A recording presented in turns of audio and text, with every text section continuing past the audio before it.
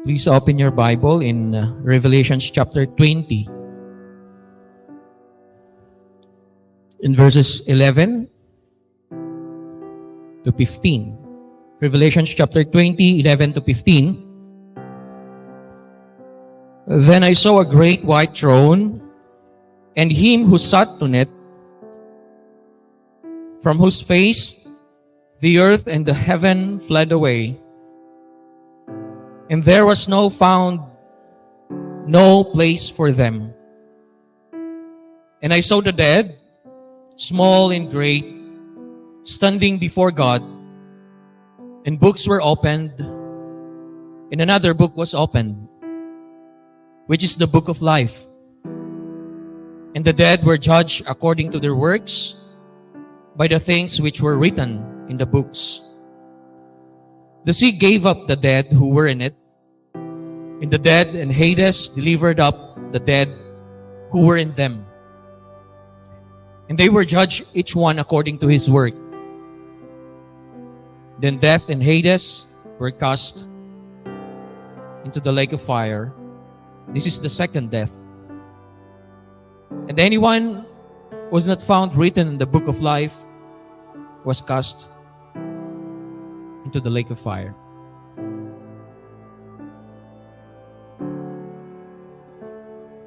The Great Panic. Ito ang title ng ating sermon this morning, mga kapatid. Hango po sa Book of Revelation. Ito po ay experience ni John doon sa Isle of Patmos. Panic. Dread or terror, alarm and fright, scare, unpleasant emotion. Panic. Natatakot. Ano po? Meron po ako napanood na isang video from Brother Don Blackwell about Hades. Do shy away from the topic of everlasting damnation. It's pressure from culture to not to speak anything negative. And I think we began to deny hell. Doon po sa isang lecture, ay sinabi daw po doon sa lahat ng mga preachers doon, sino dito ang nagpipreach about hell? Halos konti po ang siyang nagpipreach about hell and Hades. So ito ang aking ibabalita ng salita ng Diyos ngayong umaga pong ito. Ang sin and wrath sa ating generation ay parang unacceptable na i-preach. Parang ito isang pressure and parang too judgmental when you preach about hell, about Hades, no? At sabihin nila, masyado kang judgmental kapag preach mo itong about sa hell, about sa impyerno, mamamatay, mapupunta ka sa impyerno. Pero hindi ba ganun ang laman ng kung bakit si Jesus Christ ay pumunta sa lupa? That Christ is our mediator. Kanino na niya tayo i-mediate, di ba? Since tayo po yung mga sinners, tayo po yung mga makasalanan. At mga kapatid, incomplete ang pag-preach ng gospel kapag hindi natin may preach about sin and wrath of our God. Maraming mga churches na, gusto naman nating mapuno ang ating congregation, no po. Pero mostly, pili yung mga preaching po nila. Mostly mga positive messages that attracts people to feel their church or the church, mga kapatid, ano po. At kung tatanungin about Hades, about hell, about second life, sabihin, hindi masyadong popular po ito. That's why si Jesus Christ, i-preach po niya, pumunta siya dito para iligtas tayo mula sa pagkasalanan, ano? Mga kasalanan, mga kapatid. Kaya sinasabi ng Bible sa atin na tanggapin natin siya. Dahil kapag tinanggap natin si Christ ay mapapawalang sala tayo at hindi tayo may sasali dito sa isang mga taong nagkakaroon ng panic at takot, mga kapatid. Ano po? Ito po ang sabi ng Bible sa 9:27 of the book of Hebrew. Sabi ng Bible, and just as it is appointed for man to die once. Lahat tayo ma-experience natin ng death, ang kamatayan.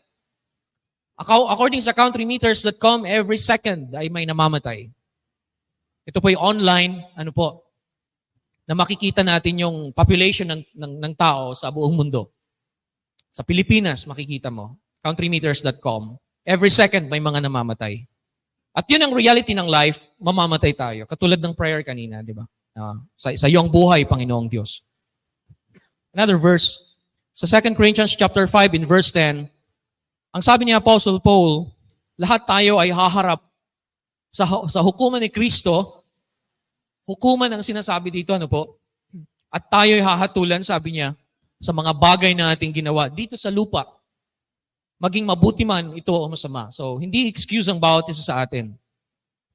Another verse, Luke chapter 16 and verse 26, na sinabi ng Bible, 16:26, and besides, all this between us and you, great chasm, has been fixed, in order that those who would pass from here to you may not be able, and none may cross from there to us.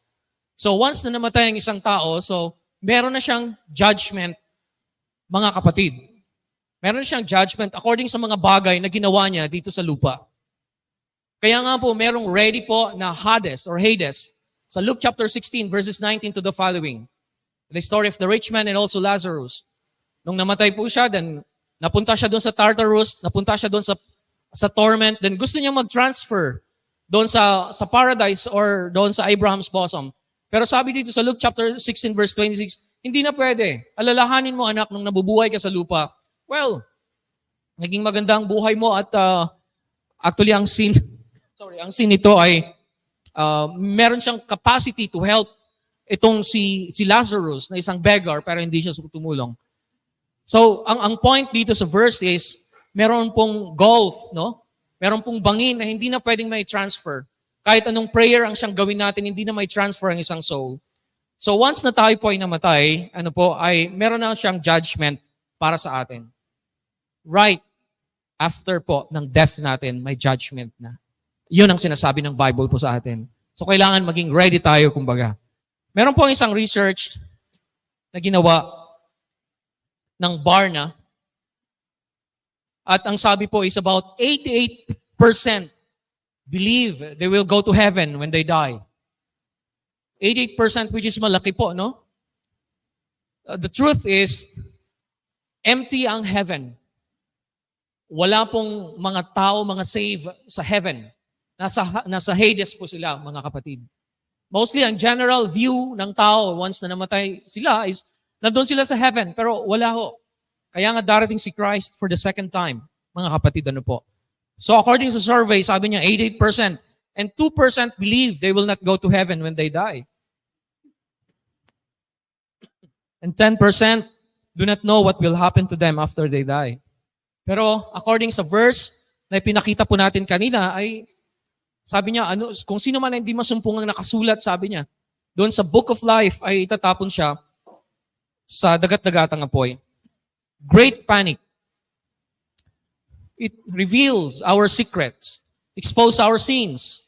In Luke chapter 12, verse 2, nothing is covered up that will not be revealed or hidden that will not be known. Yun ang po sabi ng Bible.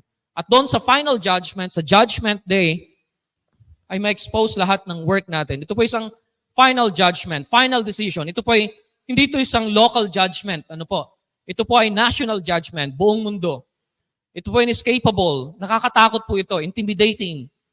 At marahil hindi popular sa ibang mga tao. Ang judgment na ito ay possible intimidating sa mga unbelievers and even sa mga believers. Mga kapatid, po. Ayon po sa aking research dito sa topic po na ito, sabi niya, there will be a judge but not jury. Walang panel of judges dito. Wala kang panahon para i-defend ang sarili mo kasi final judgment ito. There will be a judge but no jury. A persecution but no defense.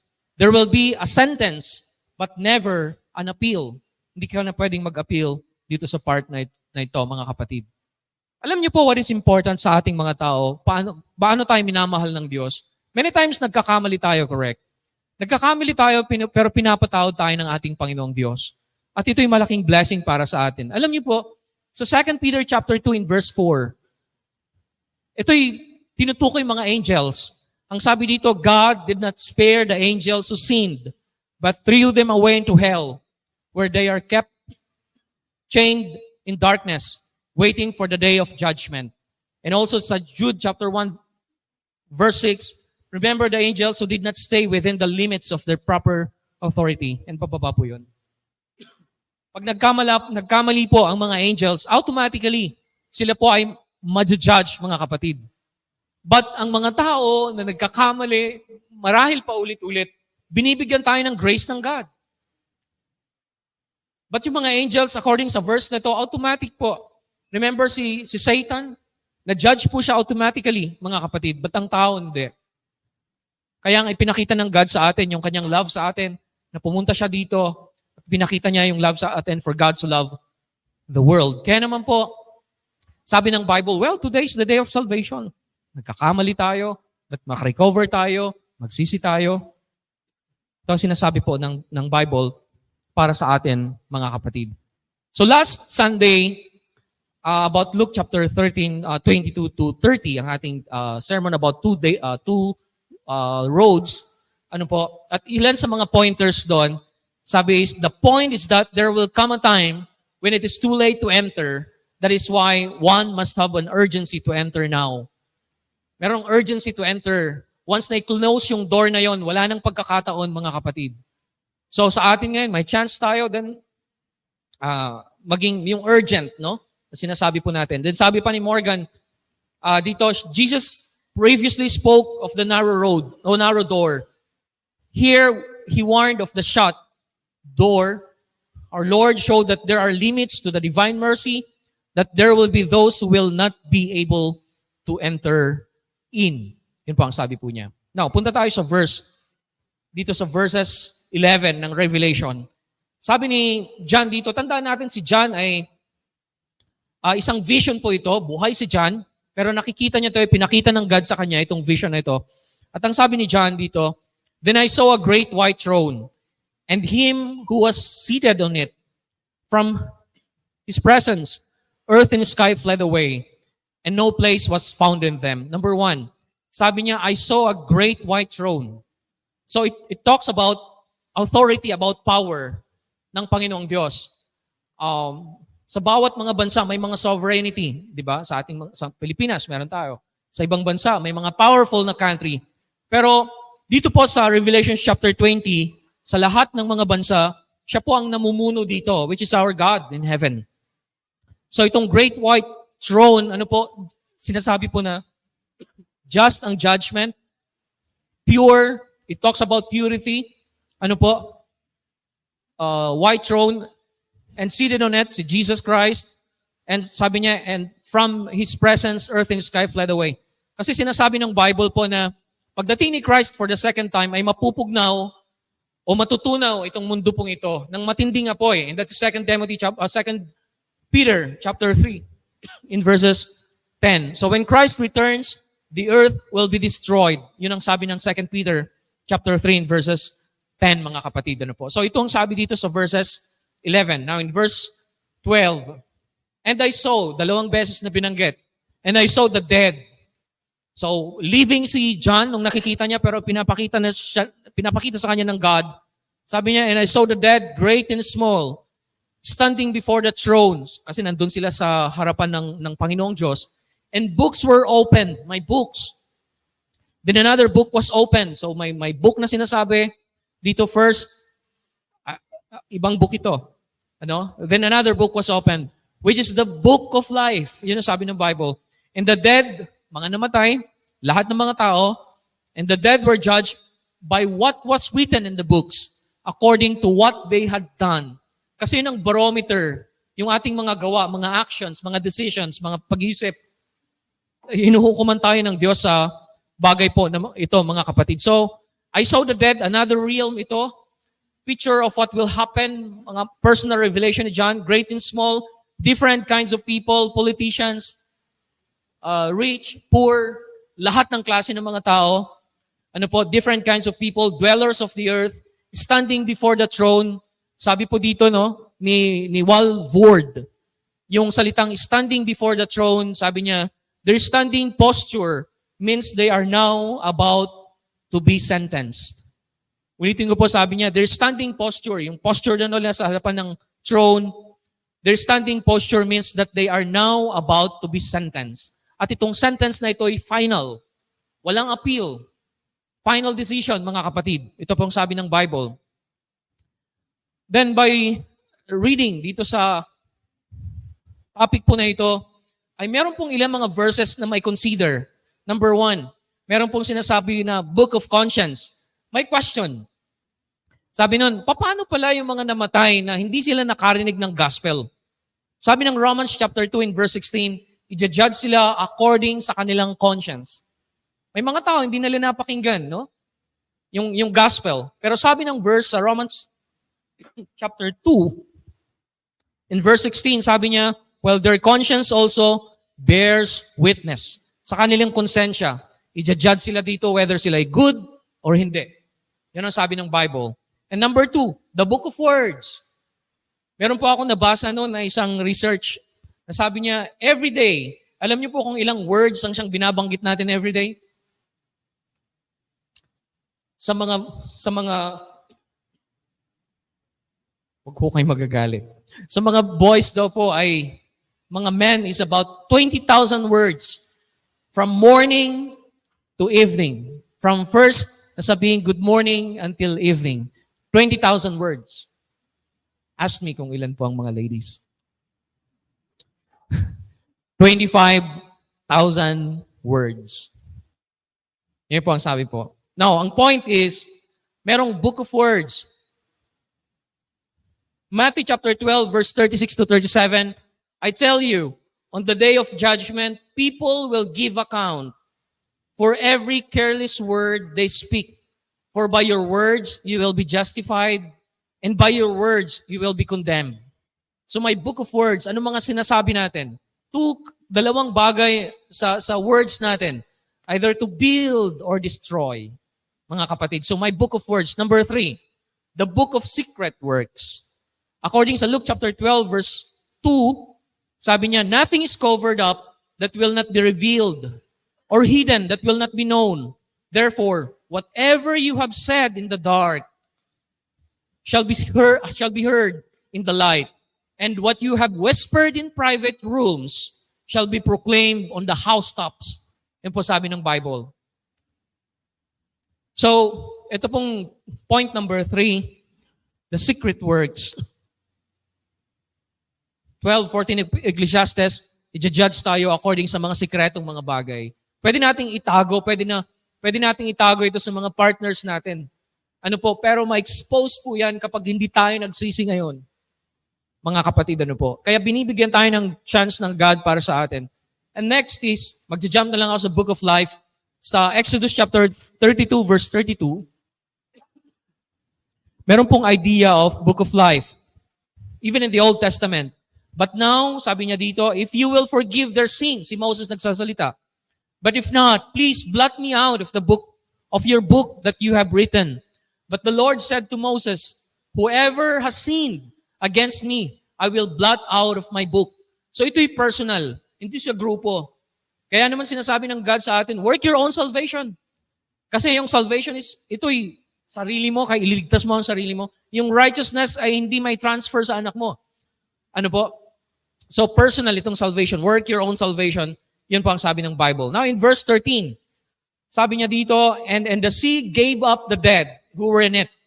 Death and Hades gave up the dead who were in them, and they were judged, each one of them according to what they had done. So dito po sa verse 13, mga kapatid, ano po, ito po ay unseen world, remember, place of spirits, separate spirits po, ano po. Sinasabi po na yung mga nangamatay doon sa dagat. Remember, sa time na sila Moses ay magko-cross doon sa Red Sea, tapos marami pong mga nangamatay doon ng mga Egyptian soldier, marami pong mga nangamatay doon, and also mga namatay sa dagat. Yung pong sinasabi niya, no po, and the sea gave up the dead. Sabi po dito, no, dito sa 13, sabi ni Clark, no, sabi niya, Clark commentary dito sa verse na to, sabi niya, those who had been drowned in it, and those millions slain in naval contest, who had no other grave. Ibibigay doon sa Hades, yung sabi po ng Bible para sa atin. mga kapatid. Signifies death in general, and the sea gave up the dead, sabi niya. O mga natural na pagkamatay or violent, o mga prisoners, or nasa grave, or mga disease. O dahil sa sakit, nangamatay sila. Yun po ang description dito sa verse po na ito. Kaya si Jesus Christ ay dumating siya sa atin para ipakilala po sa atin na after this life ay merong next life. Yun ang purpose. For the Son of Man is come to seek and to save that which was lost. Yun ang reason. Kaya daw po, hindi kumpleto na i-preach natin about life or about blessings in this life, pero hindi natin pinipreach about wrath of God and also sin, mga kapatid. Yun ang point dito. At ito daw ang generation na disgusting para sa kanila to talk about wrath of God and also sins. Ano po? In verse 14, then sabi niya, then death and Hades were thrown into the lake of fire. This is the second death, the lake of fire. How many times po na binanggit dito yung salitang lake of fire, mga kapatid, ano? Death himself is now abolished in the place for the separate spirits no longer needful. Wala na po. Yung mga nangamatay na una, so meron na silang place, whether sila ay faithful sa Diyos, nandun sila sa paradise or nandun sila sa Abraham's bosom. But yung mga taong unfaithful, mga backsliders, mga sinners, ay nandun sila sa sinasabi po na Tartarus, mga kapatid, or place of torment. At doon mamimit yung mga tao doon na unfaithful. So ito po yung final judgment. Now in verse 15, sabi ng Bible, and if anyone was not found written in the book of life, he was thrown into the lake of fire. Anyone, sabi niya, all person, lahat ng mga tao, lahat ng mga ranks, lahat ng mga ages, lahat ng mga kondisyon ng mga tao, tayo po ay huhukuman ng Diyos righteously. I-judge na tayo po ng tama, ng akma, according sa mga works po natin. Imagine, nandun ka sa harapan ng Diyos at uhukuman ka, na alam niya kung ano ang sikreto mo, alam niya kung ano mga sinasabi mo. Hindi ba nakakatakot na umarap sa Diyos? Kung meron tayong mga bagay na itinatago sa Diyos, di ba nakakatakot na humarap sa tao na kilala ka niya, alam niya, di ba? So, ang Diyos ay ganyan, mga kapatid. Psalms chapter 56 in verse 8, ang sabi ni David dito, you have kept record of my days of wandering. You have stored my tears in your bottle and counted each of them.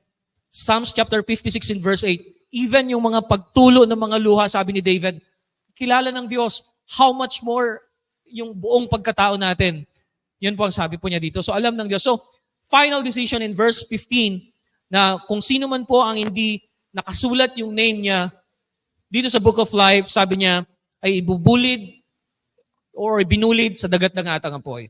Yun po ang sabi ng Bible. Now, sabi po ni Trapp Commentary, the devil and the damned have punishment without pity, misery without mercy, crying without comfort, mischief without measure, and torments without end and the past imagination. Meron pong sinasabi ng Bible na gnashing of teeth, na doon umiiyak sila araw at gabi, talagang gusto na nilang mamatay. Yun ang description sa Revelation. Pero ang kamatayan ay lumayo na sa kanila. Yun ang sabi ng Bible. And the only chance, na hindi tayo mapunta dito, ay para tanggapin natin ang ating Panginoong Jesucristo. Yan ang remedy. Yan ang remedyo. Many times, familiar sa atin ang John chapter 3 and verse 16, correct? For God so loved the world that He gave His only begotten Son. But please, after this sermon, balikan niyo po ang verses 14 and 13. I challenge you to read verses 14, 15. Kasi may connection siya sa Book of Numbers na doon yung mga tao ay nagsalita sila against kay Moses at naging disobedient sila sa Diyos. Then ang God ay nagpadala ng mga ulupong sa kanila. Then nagsisi yung mga tao, please forgive us. Anong gagawin namin? So nagsend ang God ng remedyo. At ito po yung parang, alam po yung sa medicine, di ba? May snake po doon, sabi doon, kung sino ang titingin po doon ay maliligtas siya. Yun po ang sabi doon. Then pagdating sa verse 16, that is for God so loved the world that He gave His only begotten Son. Pero 14, 14:15, basahin niyo po yun. Dinidescribe niya doon sa Old Testament, mga kapatid. So, kailangan may remedyo para hindi tayo mapunta sa place na ito, mga kapatid. Sabi ng Bible, Romans chapter 3, verse 23 to the following po. For all have sinned. Lahat tayo nagkakasala. For all have sinned and fall short of the glory of God and are justified. Yung salitang justified is pinawalang sala ka. Kahit napakabigat ng kasalanan natin, papawalang sala ka ng Diyos and are justified by His grace as a gift through the redemption that is in Christ Jesus. Yun po ang sabi ng Bible. Romans chapter 8 verse 1. Without condemnation, once na kay Christ ka, mga kapatid. So may remedyo. Ang remedyo ay ang ating Panginoong Jesucristo. And the way to escape, to hear about the good news of salvation, and to believe Jesus Christ. Believe na merong heaven and hell. Believe His atoning sacrifices. And repent of your sins. Huwag mo nang uulitin. Ang salitang repent is, hindi mo na babalikan yung sin na yon. Pag paulit-ulit nating binabalikan yung sin, ang sabi ng Hebrews chapter 10, in verse 26, wala nang haing natitira pa. Tumitigas yung puso ng isang tao na paulit-ulit na nagkakasala. So, repent of your sins, of course, confess Jesus Christ as your Lord and Master, and be baptized, and be faithful until death. Yun ang sabi ng Bible. Repent and forsake all your sins, obey Jesus Christ, live a holy life, preach the gospel para sa ganun yung ibang mga tao ay masave din sila. No? Remember, in Luke chapter 16, sabi niya, meron pa akong 5 kapatid. Di ba sabi po niya, meron pa akong 5 kapatid na hindi sila mapunta sa place na ito. Imagine that na nandun siya sa place na yon na napakahirap, naaalala niya yung 5 kapatid niya, meron pa akong 5 kapatid. Imagine, sa isang member sa family natin, whether ikaw ay isang member sa isang family, meron tayong mga parents, meron tayong mga kapatid na hindi pa member ng church, na hindi pa nakakakilala, at hindi natin sila makakasama kung hindi natin sila share yung gospel, mga kapatid. Preach the gospel and avoid every appearance of evil. Prove your election. Ang sinasabi po. Now, question is, brothers and sisters, friends, are you ready to face Jesus Christ? Tayo po ba ay handa na humarap sa ating Panginoon? Ngayong umagang ito, nais ko po na i-share ang goals sa bawat isa sa atin. Marami tayong mga goals sa life. Mga personal, family, ang goal natin. Now, kasali ba sa goal mo or goal natin ito, na sasabihin sa atin ng God, well done, good and faithful servant. And that is in Matthew chapter 25. Brothers and sisters, I hope na ito ang maging goal natin sa life. Hindi niya sinabi dito, well done and good and faithful pastor or minister or successful businessman or high academic performance. Hindi niya sinabi. But sabi niya, well done, good and faithful servant. Ang mensahe pong ito ay maging paalaala sana sa bawat isa sa atin, mga kapatid. Magandang umaga po.